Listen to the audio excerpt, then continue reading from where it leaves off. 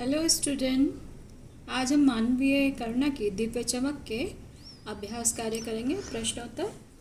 Father की उपस्थिति देवदार की छाया जैसी क्यों लगती थी? पहला प्रश्न है आपका, उसका उत्तर। देवदार की छाया शीतल और मन को शांत करने वाली होती है। फादर लेखक और उसके साथियों के हंसी मजाक में संलग्न रहते हुए गोष्ठियों में गंभीर बहस करने तथा उनकी रचनाओं पर बेबाक राय देते हैं। घरेलू उत्सव और संस्कार में बड़े भाई की तरह और एक जैसे धर्मगुरु होते हैं वैसे खड़े होकर आशीष यानी आशीर्वाद से उसको भर देते थे। इसी कारण लेखक को फादर की उपस्थिति देवदार के वृक्ष की भांति लगती है, देवदार के वृक्ष की छाया की भांति लगती है। दूसरा प्रश्न है, फादर बुल्के भारतीय संस्कृति के एक अभिन्न अंग हैं। किस आधार पर ऐसा कहा जा सकता है? यानी विदेशी होते हुए वो कैसे भारतीय संस्कृति के एक अंग हैं, इसके विषय में आपको उत्तर देना है। फादर बुल्के को भारतीय संस्कृति का एक अभिन्न अंग इसलिए कहा गया है क्योंकि वे कहाँ के थे? बेल्जियम से भारत आकर यहाँ की संस्कृति में वे पूरी तरह से क्या हो गए थे? रच बस गए थे। यानी उन्होंने अपनी संस्कृति को, भारत की संस्कृति को अपना लिया था। वे सदा यह बात कहते थे कि अब भारत ही मेरा देश है। भारत के लोग ही उनके लिए सबसे अधिक आत्मीय थे। वे भारत की सांस्कृतिक परंपराओं को पूरी तरह अपने अंदर ढाल चुके थे। फादर ने हिंदी राष्ट्रभाषा के रूप में प्रतिष्ठित करने के लिए बहुत से प्रयास किए। उन्होंने ब्लू बर्ड और बाइबल का हिंदी रूपांतरण कहते हैं, ट्रांसलेशन। वे भारतीय संस्कृति के अनुरूप ही वसुदेव कुटुंबकम की भावना से ओतप्रोत थे, यानी संपूर्ण पृथ्वी को अपना परिवार मानने की भावना से।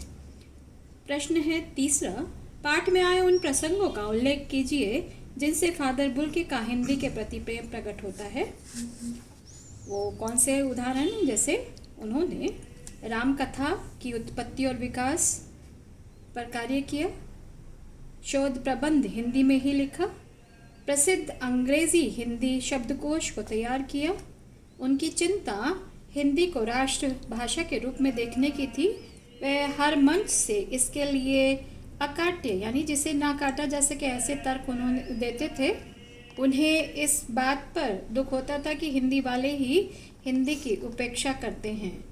प्रस्तुत प्रसंग उनके हिंदी प्रेम को प्रकट करता है।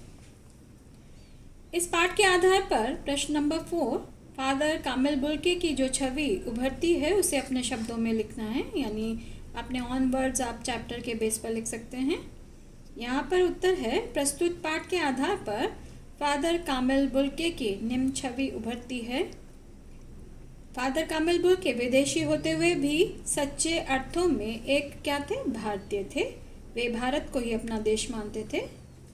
दूसरा पॉइंट बना सकते हैं, फादर में सभी के लिए ममता और वात्सल्य भाव कूट कूट कर भरा हुआ था। वे एक बार जिससे रिश्ता जोड़ लेते थे उसे वो कभी नहीं तोड़ते थे। फादर बुल्के भारतीय भाषा, संस्कृति और साहित्य से अगाध प्रेम करते थे। फादर बुल्के अपने स्नेहीजनों यानी जो उनके प्रेमी जन थे के व्यक्तिगत दुख सुख का हमेशा ध्यान रखते थे और उन्हें सांत्वना भरे शब्दों से लोगों का हृदय प्रकाशित होता था। वे अपने व्यक्तित्व की महानता के कारण ही सभी के श्रद्धा के पात्र थे। फादर बुल्के हिंदी के विद्वान थे एवं हिंदी के उत्थान के लिए वो हमेशा तत्पर रहते थे। जैसे आप पाठ में पढ़ चुके हैं कि उन्होंने हिंदी का शब्दकोश का निर्माण किया, रामकथा की उत्पत्ति विकास किया। प्रश्न नंबर 5, लेखक ने फादर बुल्के को मानवीय करुणा की दिव्य चमक क्यों कहा है? यानी जैसे कि आपका शीर्षक है पाठ का, उसके संदर्भ में है ये। लेखक ने फादर बुल्के को मानवीय करुणा की दिव्य चमक इसलिए कहा क्योंकि फादर बुल्के अपना जीवन सदैव दूसरों की भलाई के लिए लगाते थे। उनके मन में दूसरों के लिए हमेशा प्यार, ममता, वात्सल्य भाव झलकता रहता था, जो हर किसी में केवल अपने प्रियजन के लिए होता है। वे सबके साथ एक पारिवारिक रिश्ते में बंधे होते थे। वे कभी क्रोध या आवेश में नहीं आते थे। वे लोगों के सुख दुख में शामिल होकर उनके प्रति सहानुभूति प्रकट करते थे। इसलिए इस पाठ का मानवीय करुणा की दिव्य चमक शीर्षक पढ़ा। फादर बुल्के ने सन्यासी की परंपरागत छवि से अलग एक नई छवि प्रस्तुत की। प्रश्न नंबर 6, उन्होंने सन्यासी सांसारिक मोह माया से दूर रहते हैं। जैसे कि आप जानते हैं जो साधु सन्यासी होते हैं वो सांसारिक मोह माया से दूर रहते हैं, जबकि फादर बुल्के ने ठीक उसके विपरीत आचरण किया। परंपरागत सन्यासियों की परिपाटी का निर्वहन नहीं किया। वे सबके सुख दुख में शामिल रहते थे।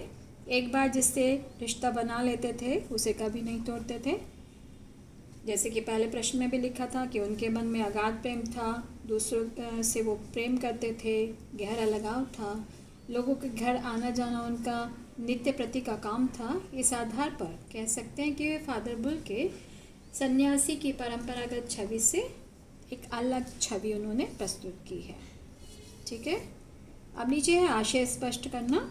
नम आँखों से गिनना स्याही फैलाना है।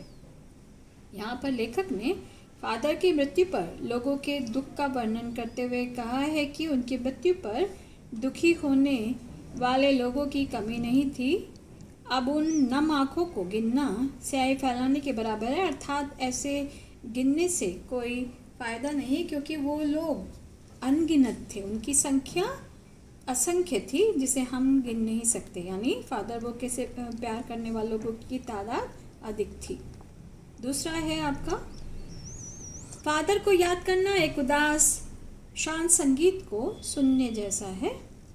यहाँ पर लेखक का आशय यह है कि जिस प्रकार एक उदास संगीत को सुनते समय हमारा मन बहुत गहरे दुख में डूब जाता है, वातावरण में एक अवसाद कहते हैं, एक दुख व्याप्त हो जाता है और शांति छा जाती है और हमारी आंखें अपने आप में ही नम हो जाती है। यानी किसी दुख से हम दुखी हो जाते हैं, ठीक वैसे ही यहाँ पर फादर बुल्के को याद करना उसमें क्या है, एक शांत संगीत की तरह ही है।